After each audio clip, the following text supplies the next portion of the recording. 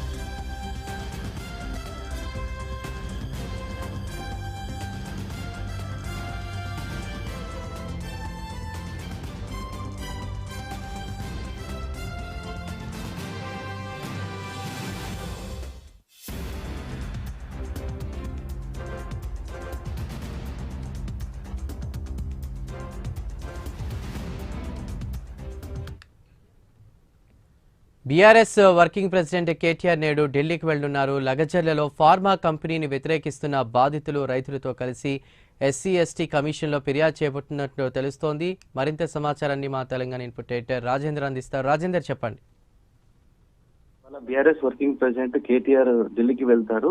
ఢిల్లీలో ప్రధానంగా ఇవాళ మధ్యాహ్నం 3 గంటలకు ఢిల్లీలోని కాన్స్టిట్యూషన్ క్లబ్ లో ఒక మీడియా సమావేశం ఏర్పాటు చేసి రాహుల్ గాంధీ తర్వాత తెలంగాణ ముఖ్యమంత్రి రేవంత్ రెడ్డి నిరంకుశాన్ని వేదికగా ఈ రెండు టార్గెట్ గానే ఆయన మీడియా సమావేశాన్ని ఏర్పాటు చేశారు. ఆ తర్వాత లగిశాలలో ఇప్పటికే గిరిజన దళితుల భూములను చట్టవిరుద్ధమైన బలవంతంగా భూసేకరణ ఓబీసీలపై ప్రభుత్వ నిర్ణయాలు ఎండగట్టడంలో దీని ప్రధానంగా లక్ష్యంగానే ఈ మీడియా సమావేశాన్ని ఏర్పాటు చేశారు.